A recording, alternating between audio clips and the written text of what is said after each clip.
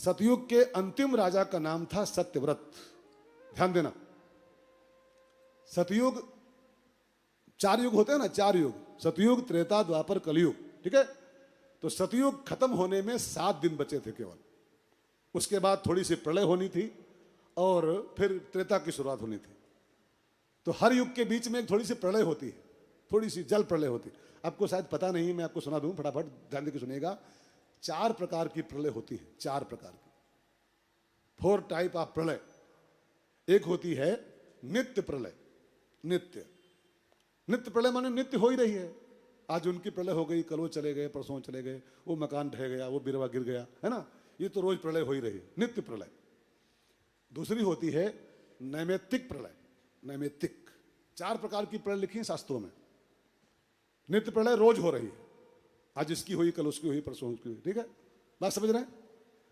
नैमित्तिक प्रलय होती है युग के अंत में, जब युग खत्म होता है, एक युग और दूसरा युग शुरू होने को होता है, तो एक युग खत्म हुआ, दूसरा शुरू होने को है, उस बीच में एक बार जल प्रलय होती है, संसार जल में डूबता है, फिर धरती खुलती है दोबारा 2-4 हजार साल के बाद, तब नया युग शुरू होता है, दूसरा युग, ठीक है। उसको बोलते हैं नैमित्तिक प्रलय, जल प्रलय कहते हैं, जल प्रलय।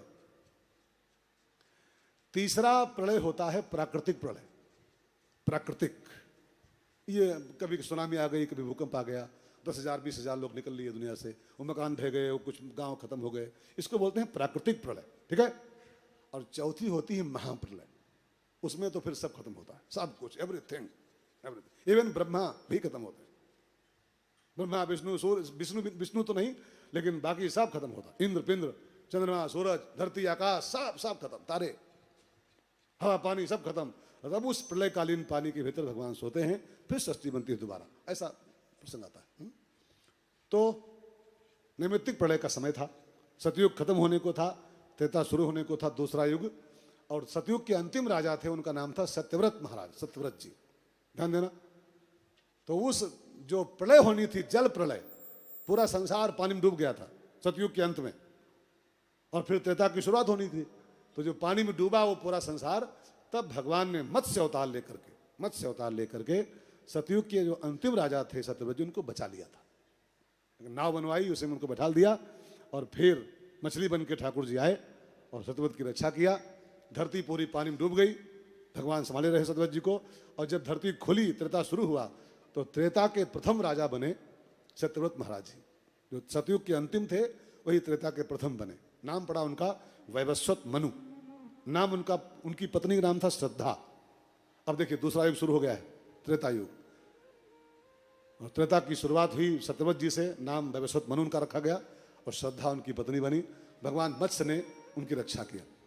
अब आप मुझसे एक बात और ध्यान देकर समझिएगा, इन सब कथाओं में जो मैं आज बोल रहा हूँ, कच्छप अवतार और मत्स्य अवतार और वाराह अवतार, भगवान सुअर के रूप में आए, भगवान कछुआ बन के आए, भगवान मछली बन के आए, ये भगवान मछली रूप में, कछुआ रूप में, ये सब क्यों? ये कछुआ, मछली, ये सब सुअर, भगवान क्यों बनते हैं? भगवान किस अवतार का है लिखे हुए हैं भागवत में? अरे भगवान वैसे आते, शांताकारम भुजग शयनम पद्मनाभम, 4 भुजा वाले ठाकुर जी बढ़िया से। ये मछली, कछुआ, ये सब क्या बवाल है? इसके पीछे बवाल नहीं, सूत्र है ये। भागवत कहना चाहती है, जिसको आप मछली मानते हो वो मछली नहीं है, क्या है? मत्स्य भगवान है। जिसको कछुआ मानते हो वो कछुआ नहीं है, कच्छप भगवान है। जिसको आप सुअर करते हो कि सुअर है, वो सुअर नहीं है, वो भगवान का वाराह अवतार है, वाराह रूप है। ऐसे ही मछली, कछुआ, कुत्ता, बिल्ली, ये सब रूप भगवान के दिखाए गए हैं। इसका एक ही कारण हो सकता है कि हर जगह भगवान को ही निहारो, सब में ठाकुर जी को देखो। मछली आए उसको भगवान रूप में देखो, सुअर दिखाई पड़े उसको ठाकुर जी मानो अपना। सिया राममय, खाली मंदिर की मूर्ति में भगवान को देखना ठीक नहीं है। खाली मंदिर में आओ और मूर्ति में भगवान को देखो, ये दर्शन बहुत छोटा दर्शन है, ये बहुत बढ़िया बात नहीं है। आपकी निगाहों के सामने जो आए, आंखों के सामने जो आ जाए, उसी में राम को देखो, उसी में ठाकुर जी को देखो, ये उच्च कोटि का दर्शन होता है। मैं तो विनती करूं, दर्शन करना है तो ये करो यार, ये करो कि तुझ में जो सामने आ जाए, कुत्ता आ जाए, बिल्ली आ जाए, सुअर आ जाए, मछली आ जाए, कछुआ आ जाए, सब में राम दिखाई पड़े आपको। तुझ में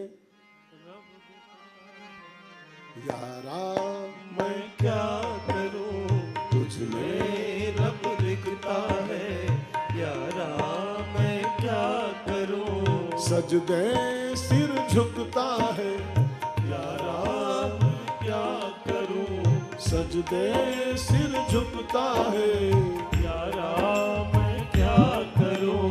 तुझ में रब दिखता है यारा मैं क्या करूं, तुझ में रब दिखता है यारा, मैं क्या करूं। तो त्रेता की शुरुआत हुई, सत्यव्रत वैवस्वत मनु बने और श्रद्धा उनकी पत्नी बनी। उनके 10 बेटे हुए, इक्ष्वाकु, नभग, सरयाति, दंडक आदि आदि 10 बेटे हुए। सरजू किनारे एक नगरी बसाई गई उत्तर प्रदेश में हमारे यहाँ, और उस नगरी का नाम रखा गया अयोध्या। अयोध्या अयोध्या जो नगरी है ये बहुत पुरानी नगरी है हमारा, इक्ष्वाक महाराज की बसाई नगरी है, और सूर्यवंश की स्थापना हुई, वहीं से पूरे संसार का संचालन शुरू हुआ।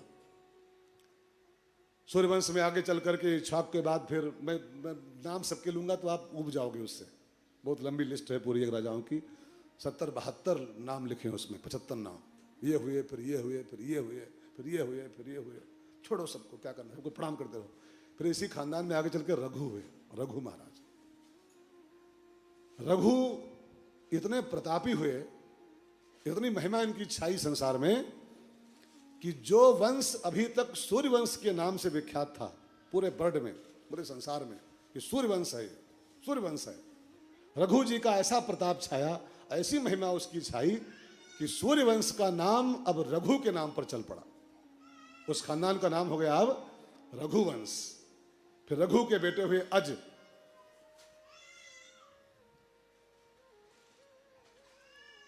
टाफी चूसा, टाफी नहीं ला क्या? जिसके बच्चे रोते हो उसको लेविन चूस लाना चाहिए केक। हाँ, टाफी लाओ, ने शीशी लाओ दूध वाली। हाँ, जो रोए उसके मुंह फौरन ठूस दो तुरंत ही।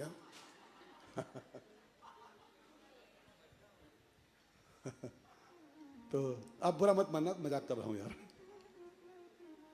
तो मैं कह रहा था, क्या कह रहा था? रघुवंश। फिर रघु के बेटे हुए अज। अज के बेटे दशरथ, और दशरथ जी की 3 रानियां, कौशल्या, सुमित्रा एंड कैकेयी। संतान एक भी नहीं, गुरु की शरण में आए। गुरुदेव ने संगी नाम के महात्मा को बुलाया, पुत्र काम यज्ञ कराया, उसे खीर की प्राप्ति हुई। तीनों माताओं ने खीर खाई, और फिर चैत्र महीने की शुक्ल नवमी के दिन, चैत की उजरी नवमी के दिन, मंगलवार के दिन, दशरथ जी के घर में तीनों माताओं के द्वारा 4 संतानों का जन्म हुआ है। भगवान का अवतार हुआ, उस अवतार का नाम है रामावतार। भय प्रगट कृपाला दीन दयाला कौशल्या हितकारी। भय प्रगट कृपाला दीन दयाला कौशल्या हितकारी। हर्षित महतारी मुनि मनहारी अद्भुत रूप विचारी।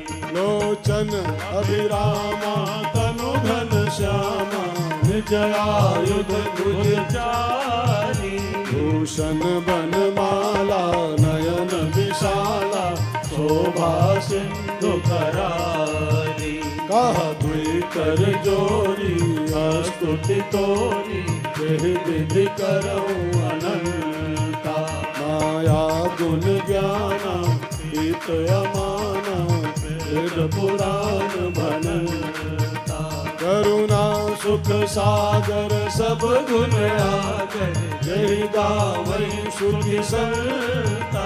सो मम हित लागी जन अनुरागी भयउ प्रगट श्रीकंता।